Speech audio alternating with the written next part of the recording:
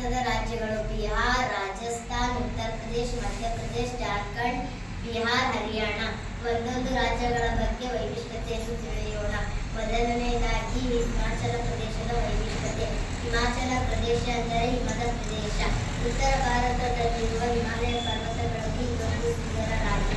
ಇದನ್ನು ದೇವರ ನಾಡು ಅಥವಾ ದೇವರ ಭೂಮಿ ಎನ್ನುತ್ತಾರೆ. ಹಿಮಾಲಯ ಪರ್ವತದ ರಾಜಧಾನಿ ಶಿಮ್ಲಾ. ಶಿಮ್ಲಾ ಒಂದು ಸುಂದರ ಪ್ರವಾಸಿ ತಾಣವಾಗಿದ್ದು ಇಲ್ಲಿ ಮಹನಾಲಿ ಅಂತ ಸುಂದರ ಗಿರಿಧಾಮಗಳಿವೆ. ಉತ್ತರ ಪ್ರದೇಶ ಇದು ಭಾರತದ ಅತಿ ಹೆಚ್ಚು ಜನಸಂಖ್ಯೆಯುಳ್ಳ ರಾಜ್ಯವಾಗಿದ್ದು ಲಕ್ನೋ ಇದರ ರಾಜಧಾನಿ. ತಾಜ್ ಮಹಲ್, ವಾರಣಾಸಿಯಂತಹ ಪ್ರಮುಖ ಸ್ಥಳಗಳಿಗೆ ಹೆಸರುವಾಗಿದೆ. ಕಾರ್ಯಕ್ರಮ ಉತ್ತರ ಭಾರತದ ರಾಜ್ಯಗಳು. ರಾಜಸ್ಥಾನದ ವೈಶಿಷ್ಟ್ಯ. ರಾಜಸ್ಥಾನದ ರಾಜಧಾನಿ ಜೈಪುರ.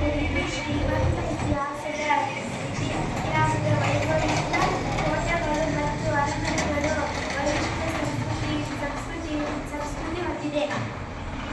ಜೈಪುರವನ್ನು ಪಿಂಕ್ ಸಿಟಿ ಎಂದು ಕರೆಯುತ್ತಾರೆ. ಯುನೆಸ್ಕೋ